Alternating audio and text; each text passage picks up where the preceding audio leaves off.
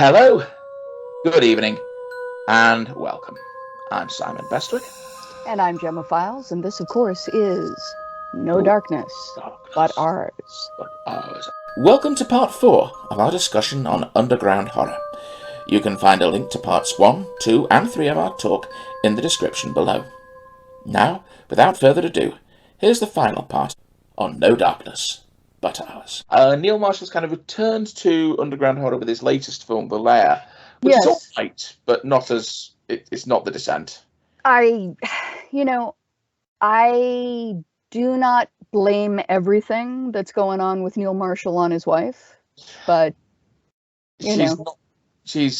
I mean, I can't help thinking if Shauna MacDonald had played that role, or Lena Headey or Rona Mitra from Doomsday, you could totally see that working.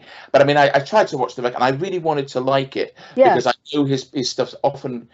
People have often sort of treated his career as a kind of diminishing returns thing, and I think that's always true. I think I loved Doomsday. I thought that was a brilliant, hugely enjoyable, and I think Centurion is very underappreciated. Yeah, I really, really love Centurion, and couldn't get ready for The Reckoning at all. It was kind of this actress. It just isn't. There were sections of it that gave me the same kind of energy as the version of Stuart Gordon's The Pit and the Pendulum, which is very much worth your time. Oh yes, I've seen that. That's brilliant. It's nuts, but it's also very realistic in terms of the worst of the Inquisition. Oh God, yeah. And there are, I hate to say it, there are these moments where you're like, I don't understand how you're walking around. That guy put a pair of anguish in you. I don't understand how you're walking around. Yeah. Unless the devil is literally helping you, which I don't think he is.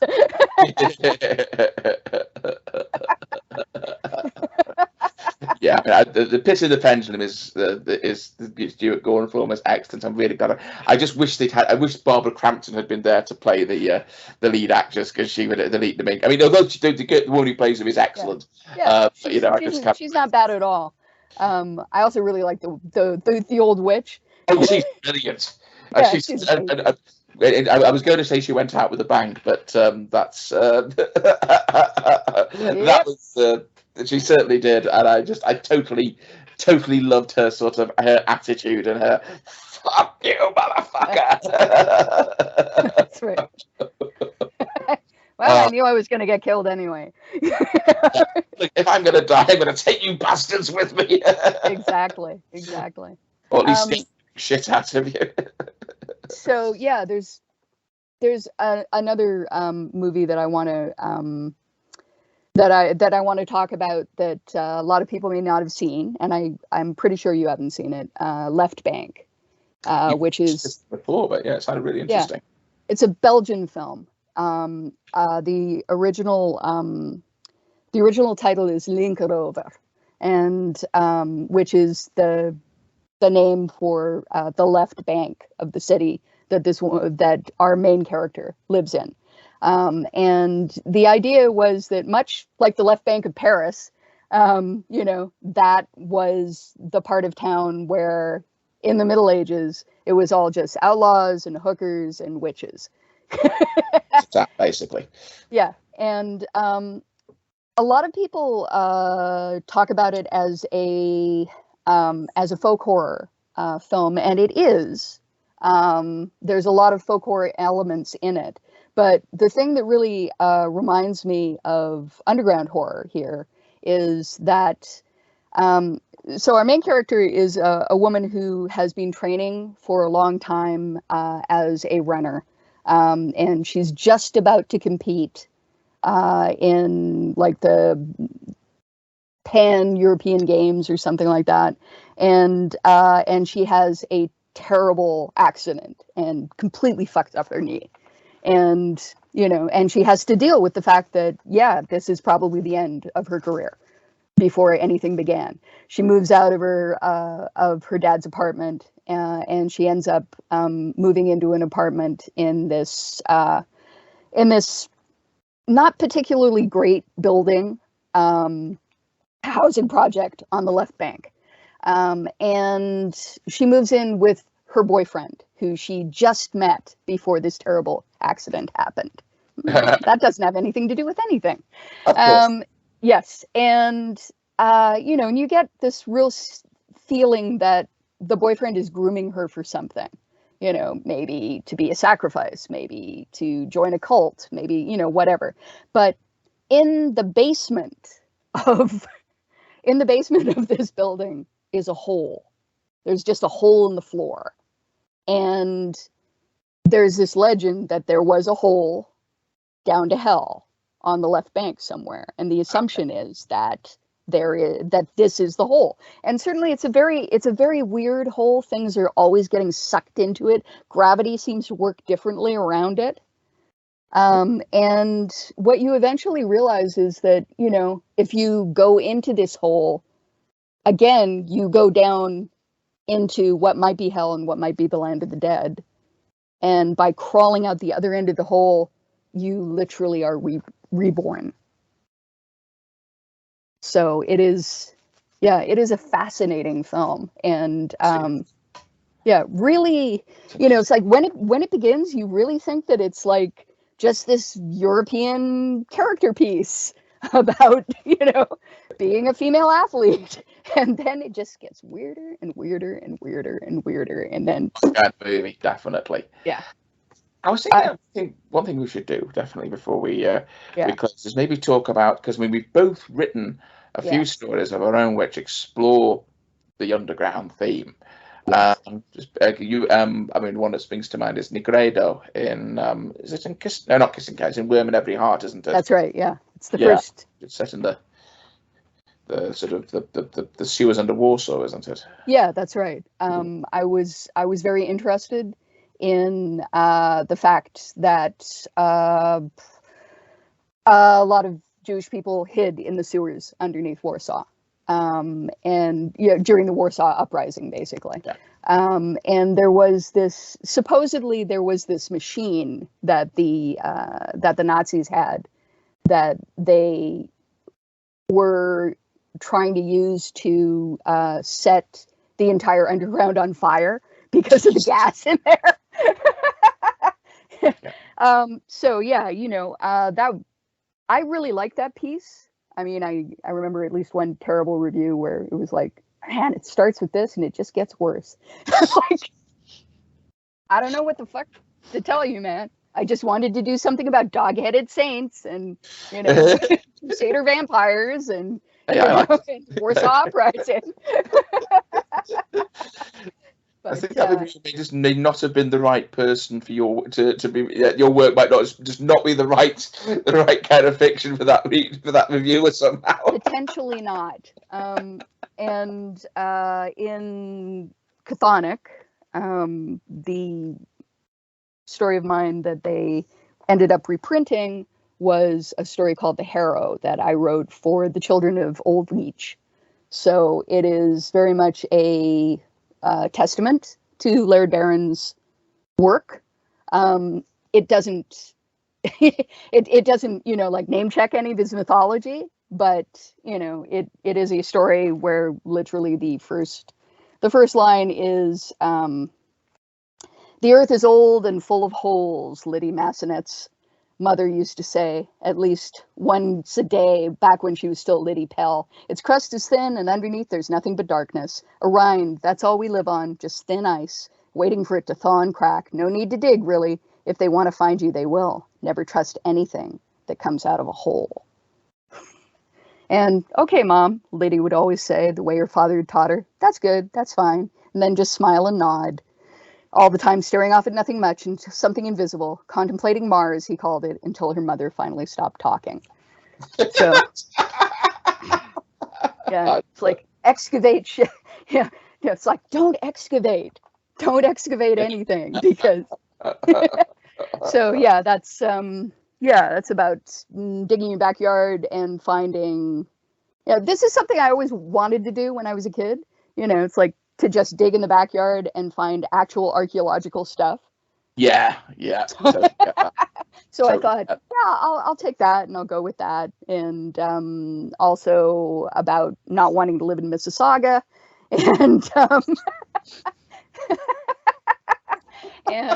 and tree panning. Yeah, Oh, yeah, of course. yes, of course, tree panning, and also um, building a bat house in your backyard because bats need to be kept safe. Absolutely. Yes. Absolutely. Completely. I need to read this story because it sounds like that sounds like totally my kind of thing again. You could also argue that probably A Wish from a Bone is archaeological horror that Yes. goes down further and further. It literally has a well at the middle of the tomb that, That's right. or rather, the temple that they go into. And yeah, yeah, and the evil angels or the the chaotic angels kind of emerge from that well. Yeah. Yeah. Yeah. A hole deep and dark, as it says at the beginning of Oni Baba. A hole Yeah. is where everything starts. This is true. This is true. I mean, yeah, I've done a few things on that. I mean, To Walk in Midnight's Realm, which was the earliest of them. This is a novelette I wrote for an anthology called Beneath the Ground, which the clue is in the title. So it was I was being, invited to contribute. It was the first time I'd been invited to contribute to an anthology, so I was very excited. And it became about a journey into the land of the dead. And I think part of the inspiration was actually watching. I think it was watching Return of the Living Dead, and Linnea Quigley's character. Oh You know, yeah. it becomes this kind of like naked zombie, and I was high at the time. This is probably the explanation for quite a few of my stories in the 90s. And I don't know, she's somehow metamorphosed into this kind of more tragic figure. And I don't know, but it ended up being set on Llandegla Moor in Wales, where this fellow has basically transported his brother's body to this hillside in accordance with his last wishes, and thinking, Jesus Christ, if anyone catches me here, I'm really fucked. Yeah. I then read sort of like his brother's story of how he ended up on a camping trip with some friends and fell down a hole into the land of the dead, quite literally. But knew he escaped, but knew he was going to Come back. Wanted to be returned, and the woman he met and fell in love with down there emerges with some torchbearers, and they carry the body down into Midnight's Realm. Again, That's kind of great. I'd love to read that. It's kind of an Orpheus story, I suppose. It's kind of a reverse Orpheus story. Yeah, in many ways, yeah. So there was that one. Then there's the Narrows, which was I still take great pride in the fact that when I first met Linda Rucker, who we interviewed a couple of weeks ago, and she was like, I know your name from somewhere, in a good way, I'm thinking, okay, not Crime Watch then. What might I have read of yours? And I was just done this, and I had a story called The Narrows, and you wrote The Narrows. You gave me nightmares for a week, which is like that. I still treasure that compliment. That's coming. That is the best compliment. The best compliment that you can ever get is, it's like, I don't want to go to Airbnbs anymore. They're not all like that. But that was the one that was inspired by the Worsley, the Worsley levels, the underground canal system near where I used to live. I mean, that's so River Styx. That's so Charon-esque, Yeah. The idea of like pulling your way down the river of the dead. And I think there was an influence of The Descent in that, but one of the things that I realized I've been doing a lot in my fiction, there was a part of me that had been very much still on board with the kind of some kind of Judeo-Christian version of the afterlife, where the good are rewarded, the wicked punished, even if my definitions of what were good and what were wicked were not necessarily those of the church. But on the other hand, also the left-wing socialist part of me, when it dealing with human evil, would think, yes, well, if we if you organise society properly and justly, then this shit won't happen either. So there was always that kind of, when you've got that kind of emotional safety net, you can go to very dark places because I wrote there's an early storyline called Higher Ground, where essentially it was about this guy trapped in the horrible tedium of a loveless marriage and a soul-destroying office job, but eventually finds kind of like a way into another world where he can be happy. And knowing that was there at the end of it enabled me to kind of really plumb the depths of what a miserable fucking life he had. Because this guy's probably gonna. This guy was probably on a track to fucking killing himself in sheer existential despair. But he's got a way out. So he's got an out. You can kind of drive full tilt at the brick wall, knowing that there's something's going to stop you smashing into it at the last minute. And I kind of gone with it. Okay, what if you can actually write something which takes away all those safety nets? It takes away all hope and really has characters who are just taken to somewhere as utterly dark and hopeless as possible. And that was kind of what I did with what I was about to do with the Narrows, and just make it on every level. So it had to be more than just monsters down there. It couldn't just be people going, but it couldn't just be people going crazy. So the supernaturally weird or the supernatural had to be something else entirely. Yeah. And that's kind of what happens as they get down into the canal system after the aftermath of a nuclear war. They find themselves hiding in a cavern, and then find these mysterious little tunnels called the Narrows, which one of them, with the main character, kind of wanders into one and immediately finds that it's kind of like changing. He looks back and it's no longer as easy went in, and he very nearly gets lost in them. I'll never get out. He manages to get out. He said, "We're not going back in there again." But then the radiation starts seeping into the cavern, and there's only one place they can go. Exactly. It was a very, very dark, disturbing story to write. There's a lot of science fiction stories from like the end of the 70s, the beginning of the 80s that really strike me that way. I remember reading either Dangerous Visions or again Dangerous Visions, and there was a story in there which all took place in like a cavernous set of bunkers underneath the earth, and where eventually you figure out that, if you don't want to participate in this terrible system that you're stuck in, the best thing that you can do is probably go into a closet and lock it behind you and just die in there. That fun. Come to think of it, there's a Richard Matheson story called Descent, which is basically there's about to be a catastrophic nuclear war, and so everyone's basically going to stay in a bunker. And I think there's one person who decides, you know what, I don't want to fucking live like that. I'm just going to, I'll just stay up here and die when the bombs drop. And everyone else there is kind of like they go into this huge lift, and it just goes down and down and down and down, where they're going to basically live in these underground bunkers for the rest of their lives, because the world above has been completely destroyed.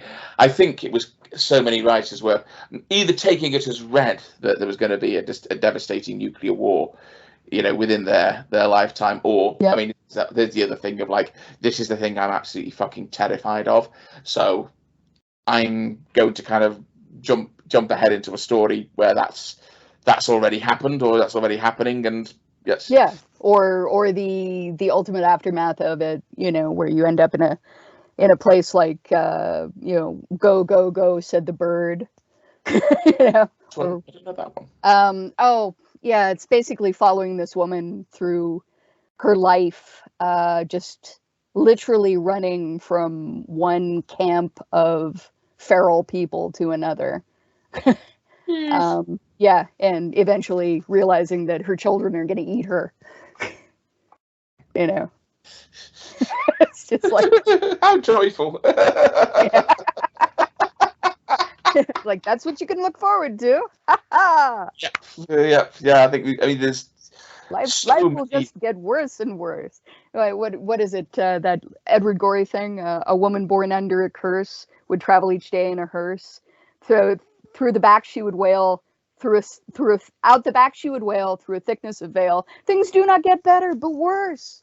He had a way with the words, didn't he, Edward? He really did.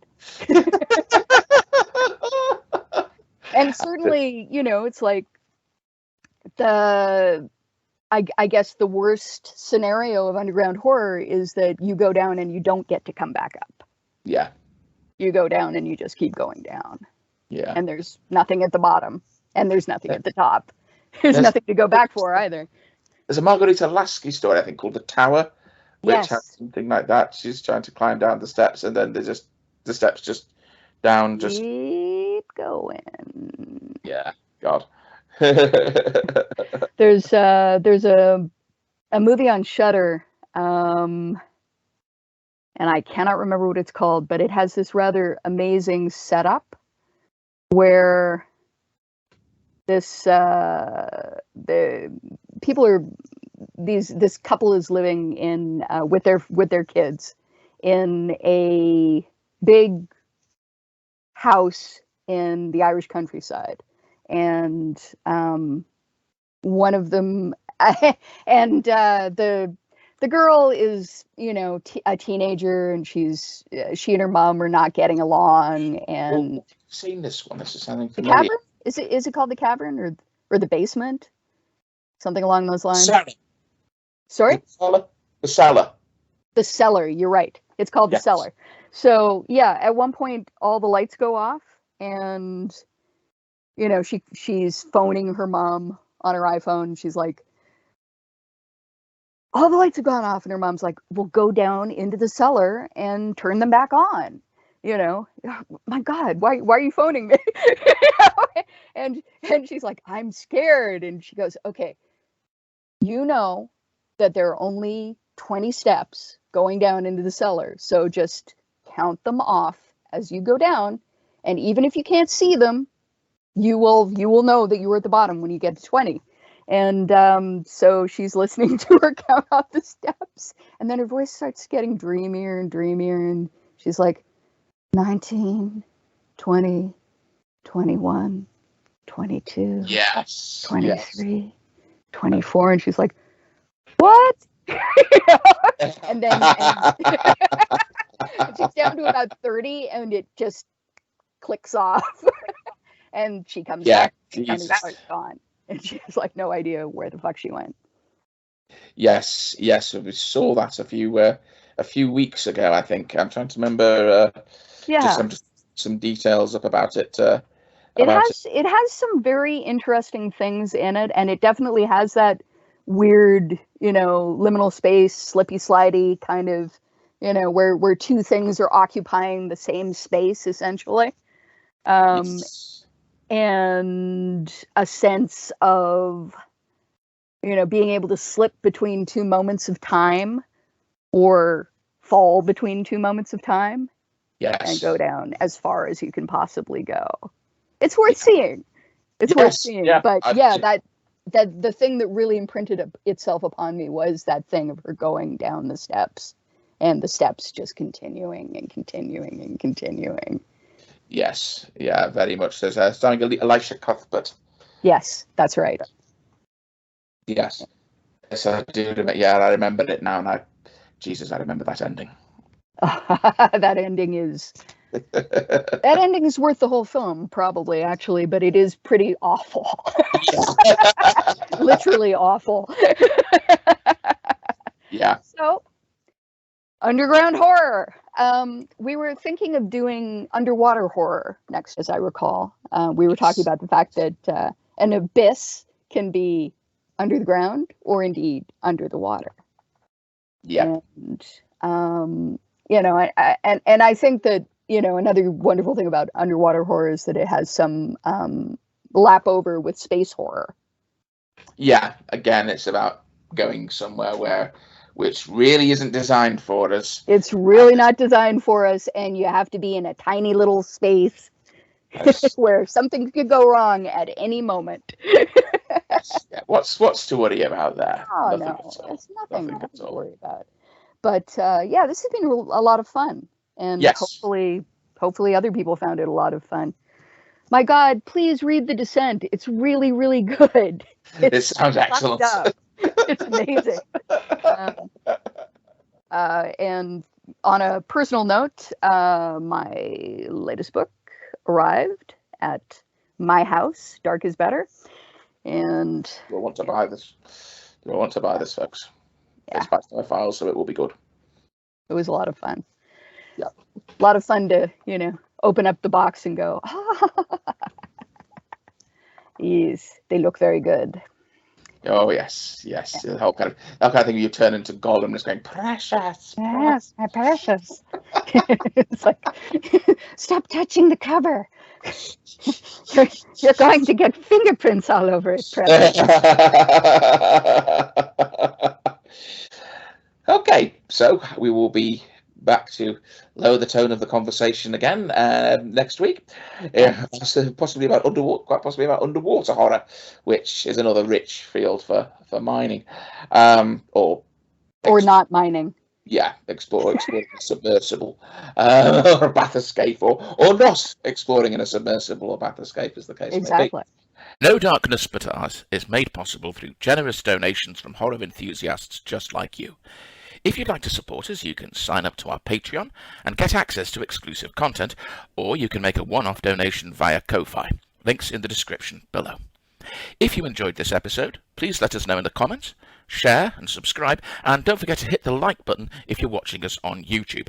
Let us know as well if there's anything you'd really like to hear us talking about in the future, and we'll be back with more at the same time next week.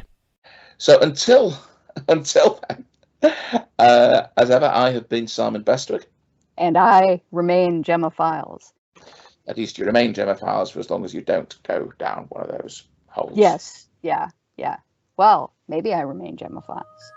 Yes. You don't know. I might have gone down there already and crawled back up as one of the, sub-leeches on the skin of Old Leech.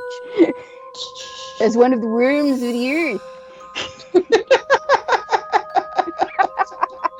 And this remains no darkness but ours.